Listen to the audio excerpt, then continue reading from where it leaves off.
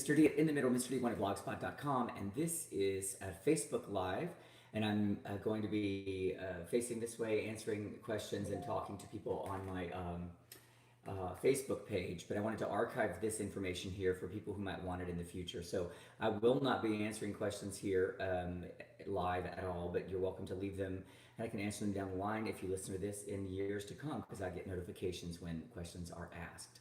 So I hope you get some information you can use, and I'm getting ready to start here on Facebook Live. All right.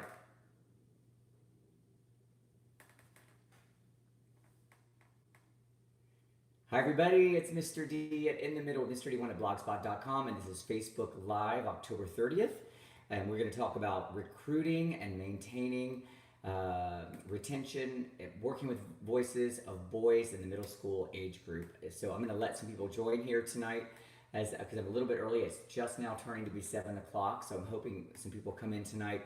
During this time, we'll probably talk for 30 to 40 minutes or so. I'll answer questions, and after this is over, I'm happy to answer questions on the page as well.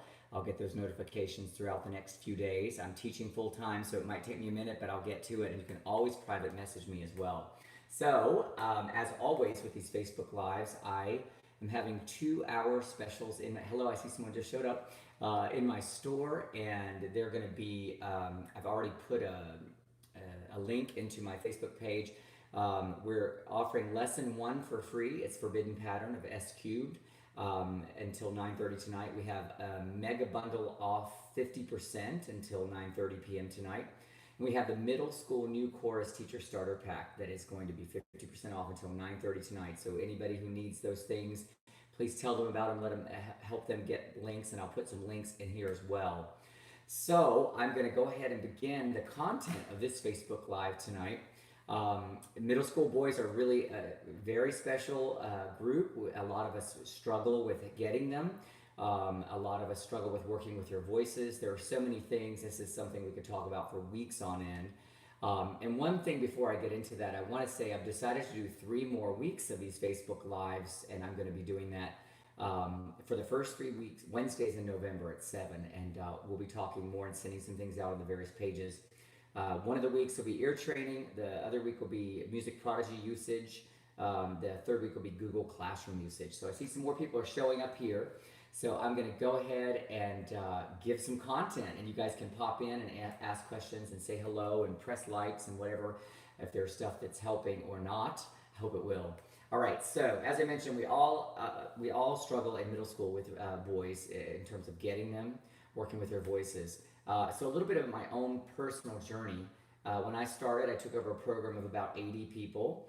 When I first started teaching, and I had the same issue that almost every middle school teacher has. I had almost entirely girls and no boys, and they were all in the same class, 6th grade, 7th grade, and 8th grade. 6th grade, it wasn't a big issue because they're mostly treble at that time. 7th grade was a real struggle. Like some of their voices were changing, some not. I didn't know what to do with them at all. And 8th grade, it was that period, that first year, of course, teaching, I didn't know what to do. When they drop into the basement, I didn't know what to do with that. There were some in the basement. There were some who were still altos, some who were sopranos. There was all kinds of peer pressure around it, what to do, what not to do, where could you put them, where could you not put them. I was feeling that out. Mostly what I did was ignore them, which is because I just didn't know what to do. And they mostly just sang out of tune, and some didn't sing at all because I didn't give them any attention. So yes, no boys, is that what you got going there, Laura? I see.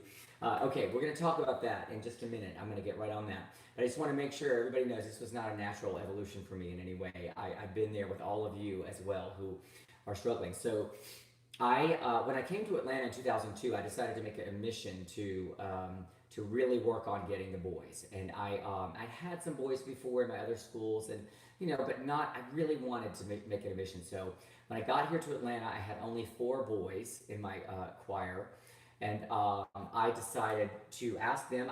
They didn't know me. I just said, "Can you please go get 2 of your friends, just or one friend? Just get one friend. Let's get 8 boys, all right?" And they went. Some of them did it. Like 2 of them did it, and then 2 of them did not. And the 2 that did it got 2 each. So I had 8 boys. So this was my first year. They sounded terrible. It was the regular pitch matching issues that we all face when we have boys. but I was determined to give them something that they could be proud of. I didn't know how I was going to do it. I just knew that I had to make it happen. So at that time in my career, they were all mixed together in the same class, right? And I was not going to ignore them as I had done in my earlier career. I wanted to really reach out and get them, working well and sounding good because I felt like that was going to make the difference. So I found time in my schedule that first year to we've all got this if we just look really hard, time to work with them one-on-one or in a small group of like 15 or 15 minutes with those 8 kids. So I did that and I picked the song My Girl by The Temptations. This is my first year because it fit that group really well, and they seemed to like that song. And so if it were a different group, I'd pick a different song, but that was a song that kind of I thought was going to work with them. So we worked on that song for months. I did those sectional rehearsals with them. It was kind of a thing I did independently with them. I didn't do it in front of the girls until it was really ready because they have that's real peer pressure for them. We got it sounding good, and then I gave them some simple choreography. And right before one of our main concerts, we did. The 8 of them performed it, and I put little I gave them. I think they had little canes or something. I don't know. I did things to make it feel special, and I knew they sounded good, and I didn't let them get in front of the girls until they sounded good. And then when they did the rehearsal, they were good. It built their confidence, and then at the concert, they were a huge hit. I mean, their families loved them, and that was the first year, and that's how I got it started. It really just takes one project on your own in that you really focus on to get them to feel successful. That is the number one thing that has to happen, I think. And then I have some other ideas in your day-to-day classes as well that I'm going to share, but like that's the thing that really turned it. And those kids started talking to their peers, and then I started to get more and more boys. I also got more and more girls at that time too, because I was in that building phase in Atlanta when I first started here. So in the day-to-day world with the boys, to maintain them is a really tricky thing. I use competition with them all the time. They absolutely love competing with the girls. Now, right now, one thing that I've got set up in my class for those who know my work, I have 7th grade boys separated from 7th grade girls. And it's a little early to do that in terms of their growth and development, but I do it because it's when I can. I worked really hard with my administrators, and it was the only kind of year I could get them separate. I didn't want to do it in 6th grade. So I did it in 7th grade, and I used competition. I pit them against the girls all the time with forbidden pattern. I'm always stoking the scores. Like I do things, for those of you who play it, like I do things with, the boys come after the girls and be like, okay, the girls won today. And they got an extra bonus 3 points on their sight singing because they were super steady with the rhythm or something, whatever we're working on at the time. And then I just stoke them all the time, and those boys love it, and it engages them. So I want to talk more about some of the songs that I've used before I get into more of the day-to-day that have really worked with the boys. If you're looking for ideas about what can I do with my boys to get them to feel excited, love Newsies. Everything from Newsies. It's great stuff. You can put it in a spring concert. You can just have, even if you have a small number of boys, just if you can get them to make some good sound, like even if it's sort of like yelly sound, Newsies is great for that. They feel successful. They have a good time. Give them a little bit of choreography, and as long as they feel successful, you're going to be, you're on your way. You just have to invest some time in them. When they're mixed with the girls, it's really hard. There is real peer pressure with those boys, which I'm going to talk about toward the end of this, that I think we take for granted. As you know, if you teach middle school, and I'm going to hold my hydro flask for all of you who have one or have seen them every day. So anyway, back to the day-to-day. One more thing, I'm kind of all over the map tonight. Roger Emerson is an expert at writing. If you're in a class with SAB, anything with Roger Emerson is going to be in the right range. He's a master at writing from F to C, to middle C, and that range that a lot of them are, it's just begun to change. It's at that cambiata kind of range. And though music that he writes can make them feel successful if you are currently in an SAB situation. But if you have them separated out from the others, you need to, or if you can find time today to work with them separate, it's really great. They feel successful. That's what worked for me with that Temptations and that My Girl song. I'll never forget it. I knew it was going to turn at that point. Anyway, boys in the classroom. So I've got boys separated from girls, as I mentioned. They focus differently. I distract them differently in S cubed. Like with the girls, I talk about random stuff, like to help them forget the forbidden pattern so that I can win. And those of you who play this, you are aware, and it's for free tonight in my store if you want to go grab it. If you don't play it, I highly recommend getting that. Boys, I can't do that. Like if I do that with boys, they go off somewhere. Like they relate to each other. They start talking to each other, and I can't get them reeled back in. So I actually do things with them. Like I just move the game faster with them. I point to the forbidden pattern, at the beginning, and they don't. If I distract them, they really do get distracted. It's really different with middle school boys, and I don't know if others of you have encountered that as well, but I certainly have. They have to move more in their classes. You can't, I will make them stand and sit more often than I do the girls. I have to reiterate to them that when they stand, their mouth doesn't move. Like if they stand and they're talking, you might do this with the girls as well, but I have to with the boys more often. I'm like, sit down and now stand without your mouth moving. Isn't it a miracle? It doesn't actually have to move. Like things like that, I have to do with them a lot. They touch each other more. They're always hitting and touching in ways that the girls just don't do. And I'll be honest with you, with my boys, I work harder. I have 84 girls in one class and 29 boys in the next class, and I work way harder with those boys than I do with the girls. I can't miss a beat. So if you do separate your boys out, it's great vocally. I see that and I hear you. I can't miss a beat. Like my transitions have got to move quickly, and they devour the material way faster than the girls when they are separated out from them. When you're mixed with them, like I have with my 8th graders, it's a completely different dynamic. You've got to, if you have, like I do in my 8th grade class, I have about 24 boys in that class, and the rest are girls, and I have a total of 84, and I have to cut boys, which is sad. I hate doing it, but I have a maximum of 84 in that one class, and it's my advanced class. So it's a good problem to have, but it's a sad problem because I think I cut 15 boys last year, which, it is, some of them I was okay to cut, but some of them I really hated to do it. When they're in that dynamic, it's a completely different situation. You have to, for me, they've already built confidence and they're ready to go and they can sight read and they're confident. But even still, because they haven't been with the girls since 6th grade, singing in front of them is a whole different ball of wax. And so you sometimes have to really delicately bring them into singing in front of the girls, or you have to find the ways that will make sure they sound good, because if they don't sound good in front of the girls, especially by 8th grade, it's really not a situation that's going to help you build their confidence and help your choir to sound better. It's really tough with them in front of their peers. And every time now this year I've got a great group of boys. They're super confident.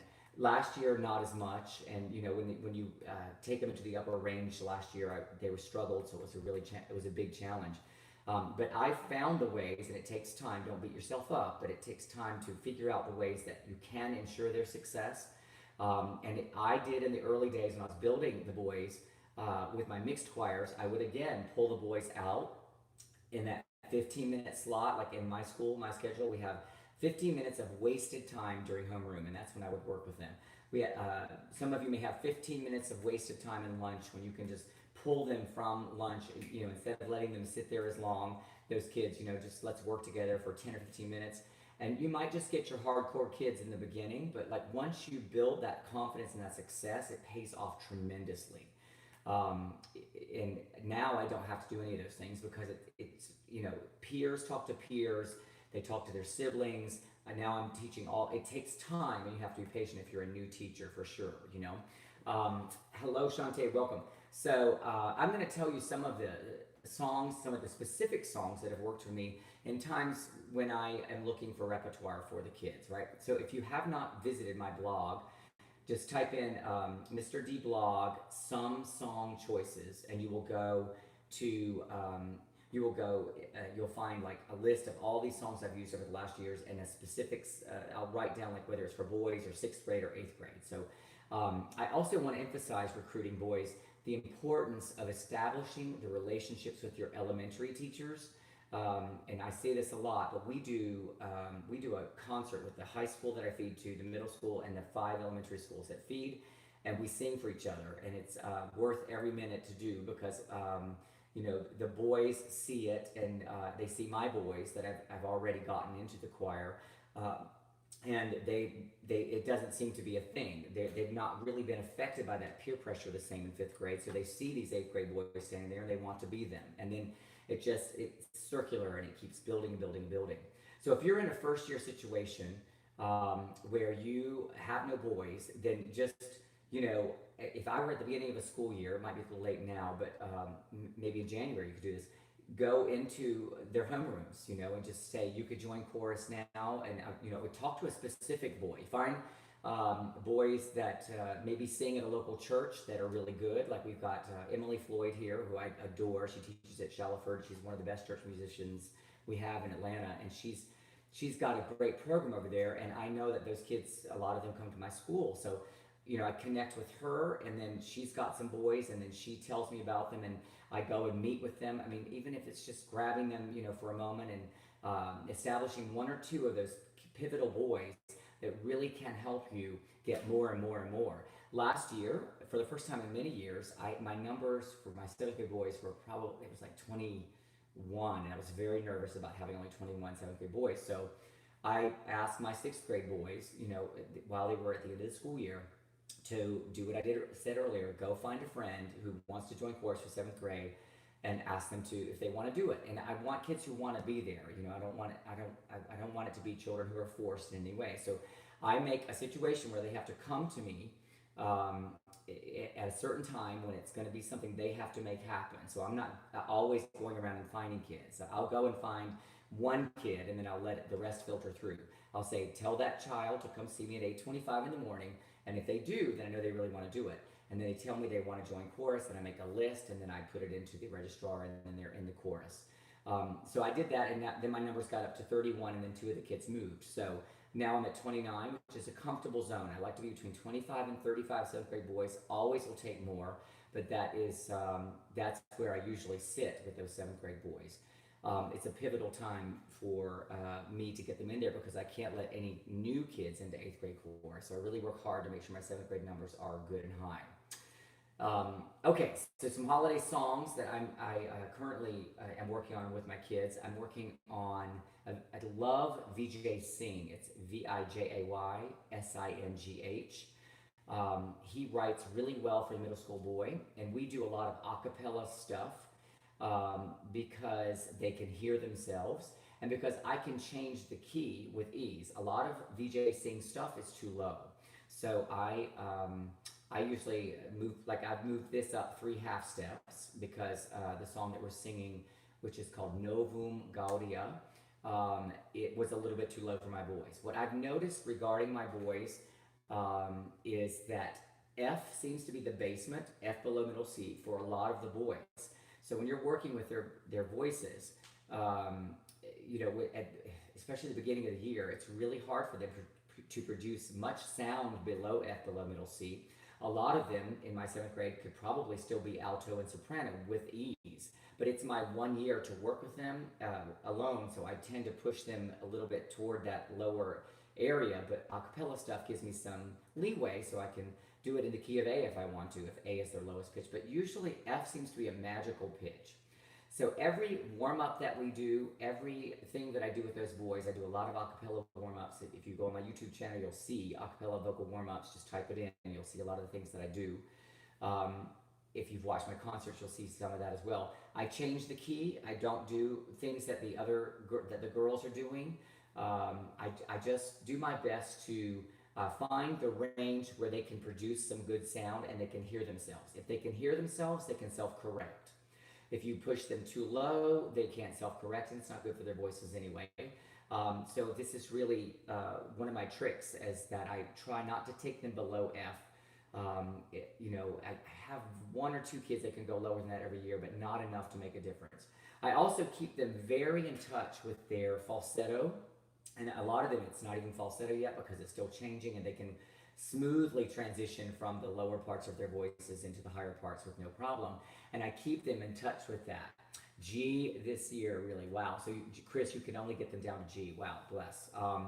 do what you got to do. I do the a cappella stuff. And, another great resource that I cannot emphasize enough for middle school boys is anything Teresa Jennings that is three parts, anything.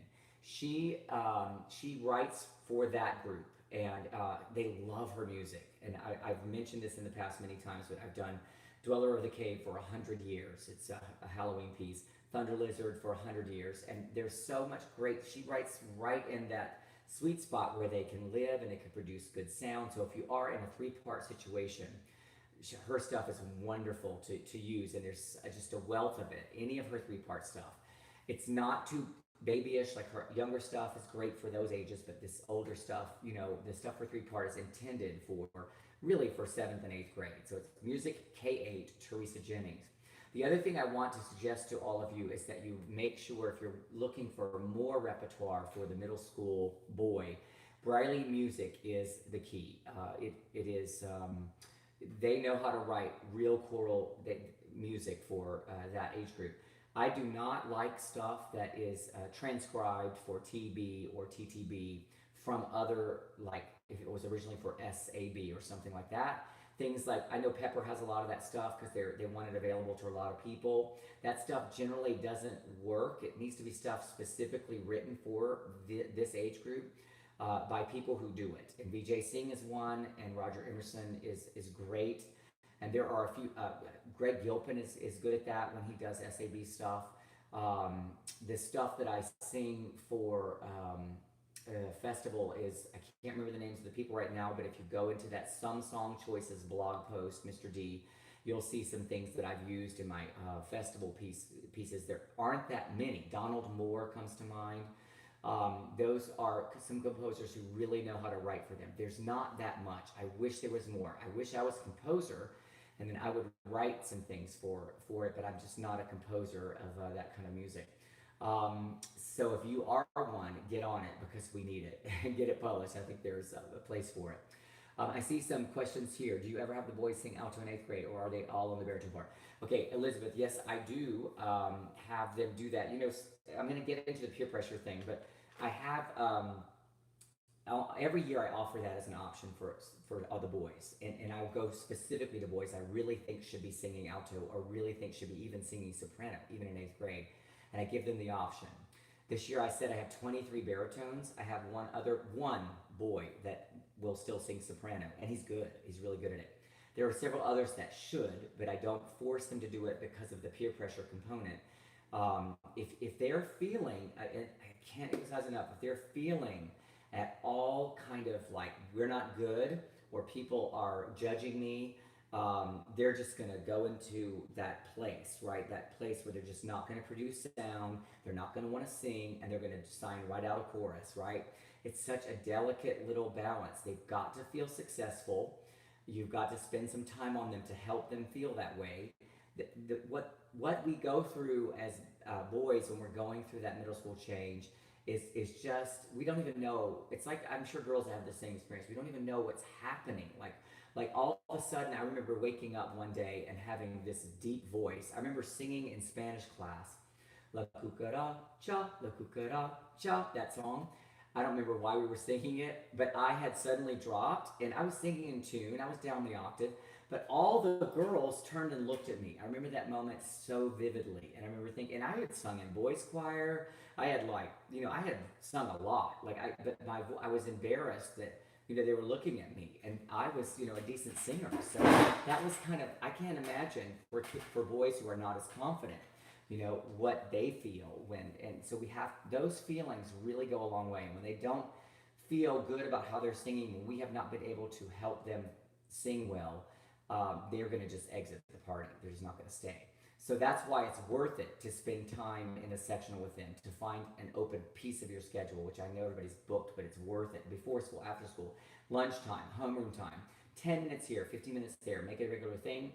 Get them sounding good when they're just with you, or if you have them in a separate class, that's obviously really ideal.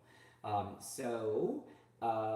want to talk about after Christmas real quick. So after Christmas, every year, I have 2 or 3 boys that come back, and before Christmas, they were like, woo, and after Christmas, like, ooh, and they don't know what to do, right? So just be ready to reassemble in your choirs. If you do have boys singing alto and soprano, be ready to reassemble and put them where they need to be.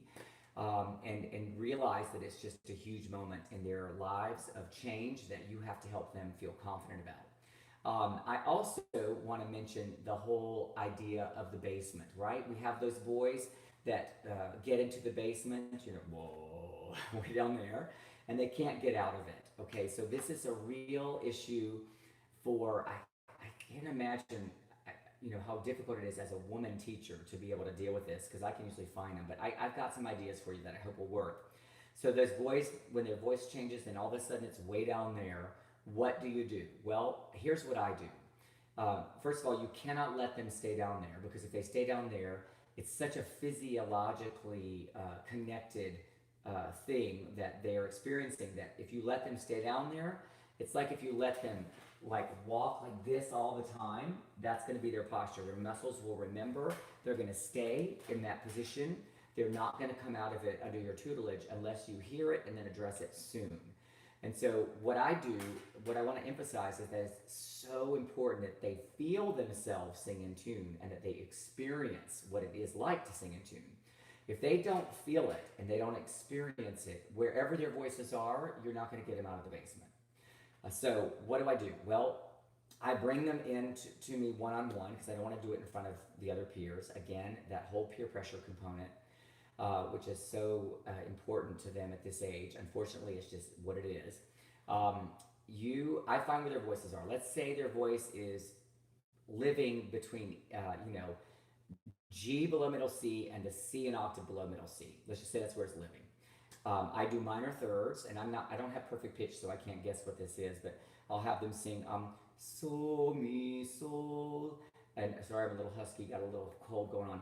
I'll have them sing it back to me, right? Where their voice is living. Okay, I found where it's living. I can tell by their speech, and I match the pitch, right? And then they sing that back to me, and then I'm like, yeah, that's how you sing in tune. That's you're singing in tune, all right? So right now, you're exactly where I want you to be, okay? And then I'll do that. I'll go up 1/2 step, and have them do it again. And usually they can, because I'm in their comfortable zone.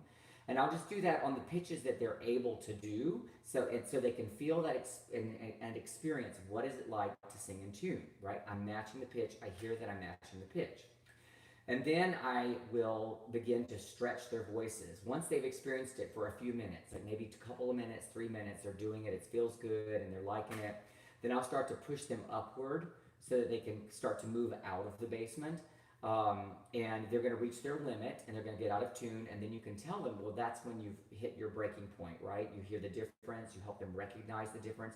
Most of them know it very, very quickly, and so they have recognized it before, but because sometimes we let them sit there forever doing it, they just kind of tune out. They stop listening. And I'm going to do a hearing, an ear training Facebook Live coming up in a few weeks, and next week actually. I cannot emphasize the importance of awakening the ear. And this is one of the things that I do to do it with the boys. So anyway, you get them up and you're stretching their voice out, right? And so I might let that be, and send them away and say, come back tomorrow. And it doesn't take more than like 5 minutes, right? We don't want to overdo it, right? So I tell them before they leave, in class, when you are out of your range and you're out of tune, just like lip sync for that minute and listen, and make sure you listen around you. Give them an activity that they have to do, right? So that they're conscious. They're not just sitting there, I can't sing, I'm not going to be, like, I'm not going to, like, if you tell them to lip sync and not listen, or do nothing, don't sing at all, then they're not going to learn. Their ears are not going to open up. So I tell them to maybe lip sync and listen, or just stop and listen around, and make sure they kind of start to become familiar with where they can sing and where they can't sing in the songs you're doing right then. All right, what's happening? And then get them back in a day or two, and then help them find their falsetto, right? So not in front of others, right? Do minor thirds, like just find, now that they've matched pitch, they know what it feels like. Any place in their falsetto is going to be good. Usually I go around E flat above middle C to middle C, and then I go upward from there. And then I try to connect those two voices, right? The falsetto with the other voice, so that they're constantly able to understand what it means and what they have to do to sing in tune with their voices. And then I teach them when it gets up above a certain range, you've got to go into falsetto. You can't drop the octave.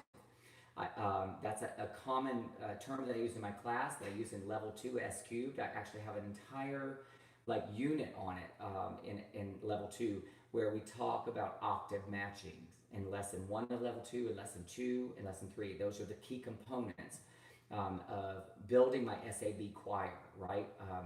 We have to learn, the boys have to learn what it means to sing down the octave, and what it means to sing a perfect unison with the girls versus an octave unison. I also do some of that teaching in my 7th grade men's choir. We talk about unisons and octaves, and like right now my kids are doing 2 songs with all the choirs: Light Up the Tree, which is a treble piece, and Light the Candles All Around the World, which is also a treble piece. And last year they sang that song in 6th grade, because we do this every year. Those are 2 traditional songs that we do each year. And I give these boys the option of singing up or down the octave. And some of those pieces are too low, so a lot of them are choosing to sing up. So I'm teaching them already the lessons of the octaves that they have to learn in order to be able to choose to sing in tune, either on the actual perfect pitch, perfect unison, or on the octave unison. Okay, so let me see what some questions are here. I see a bunch have popped in. Any ideas on how to keep your super low kids to stay in the singing range instead of wait? Yeah, I just talked about that. I hope that gave you some ideas, Chris. I see Kelly wrote, what do you do when you have one boy of 10 who has changed but isn't solid and holding his own part? Oh, that's so hard. I've been there. What I did usually when I had my kids were mixed. I'm assuming you're talking about 8th grade, but I'm not sure. Maybe you're in 7th grade. It could be.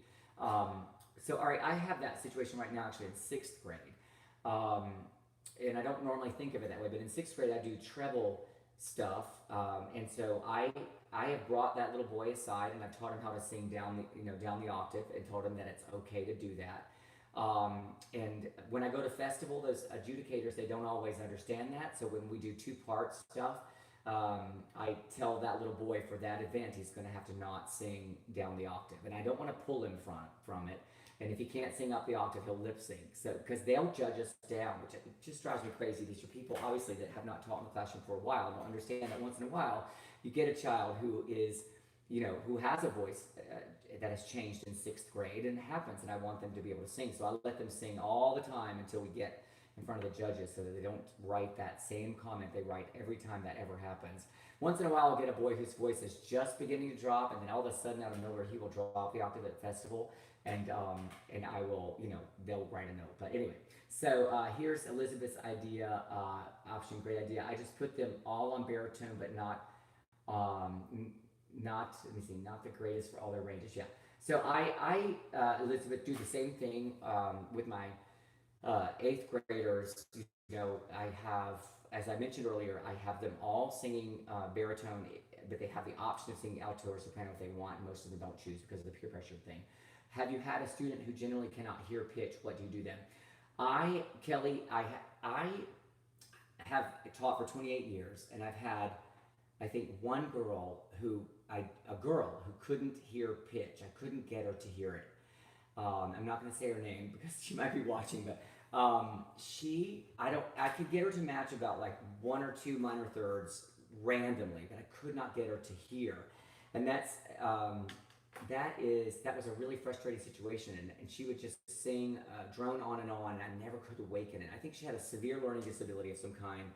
I couldn't get through, but I have a lot of ear training ideas that I want to share next Wednesday. So these are, so I know it drives me nuts, Elizabeth, when that happens as well. So I want to see if you have any other questions tonight. I want to, while we're wrapping up here, I'm going to talk, you certainly type them in here. I want to talk about that peer pressure piece. I had a conversation the other day with I have a special class of 8th graders, so I'm really, there's 27 of them. They're also in my chorus, but they help me create my spring musical every year. So we're quite close, and I let them talk and share things that they are experiencing, that they're kind of my connection to to what they're dealing with in their day-to-day, right? And it's still common today. It's 2019. One of the children said,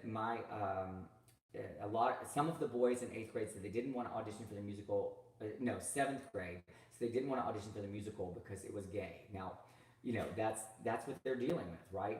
I mean, but I had more boys this year in the musical than I've had in any year in seventh and eighth grade, so I'm really happy about that. But I know what they're dealing with, and when if you make them feel successful, it stops being about whether it's gay or not gay or whatever. And a majority of my boys are straight boys, and so it's not. I know it makes you sad, right? This I don't know which ones are out or not out or whatever, but a majority of them are straight boys. I have football players, I have basketball players, I have soccer players, I have all of these different karate kids who are black belts in karate.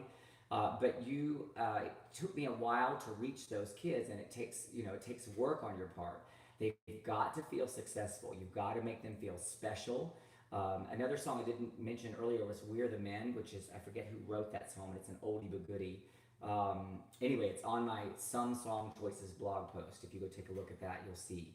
Um, I I can't emphasize the importance of having boys in there and getting them started, and the reward that you feel. Like when I have some things on my YouTube channel I want you to check out. Just type in like boys or men or men's choir usually I use men's choir, and you'll hear some of the things that I've done with these boys. Some of the things that adjudication, when they go there to adjudication and they're singing a TB song and it's in tune, they are such a hit. And almost always the judges always write, "Oh my God, I can't believe there's this many boys in the seventh grade choir," and they feel so special. And that all of it snowballs if you can just get to that first special experience with the ones that you've got, and finding the right song or the right thing. And your thing, my thing is choral music and then musical theater, right? And whatever your thing is, you have to find that. If you teach spirituals and that's your jam, and you're really good at it, and you can make them sound great, then do it and get those boys on a spiritual sounding wonderful, and you will see all your numbers start to rise, and it will snowball one after the other. I hope I've given you a few ideas tonight that will help you as you work with the boys. I've got a lot of other things on my YouTube channel that I've talked about in the past, some specific things, and I need to do something more organized that I can put out to others, that will be at a permanent location for people about boys, because they are so important. It's so hard to get them, it's hard to keep them, but I hope some ideas tonight came across. Again, tonight until 9:30, we have 50% off that mega bundle, 50% off middle school new chorus heater starter pack, and the lesson one is free, um, until 9:30 p.m. tonight. I hope that you will let people know who wanted to get it, and get your teachers in there involved. I appreciate all of you. We're going to see you for the next week. Is going to be ear training, so I'm going to do some ear training stuff that I use with my kids to help them. I can't emphasize the importance. It'll be 7 o'clock. I'm going to put out a new little banner since Halloween's going to be over. The following week will be Music Prodigy, and the following week will be Google Classroom. And I've used that today, and I absolutely adore it. I don't know if anybody else is using it, but it's awesome.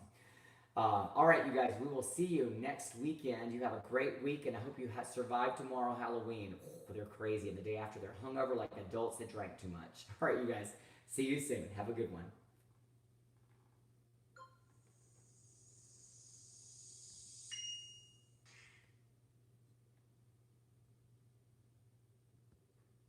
Thanks for watching.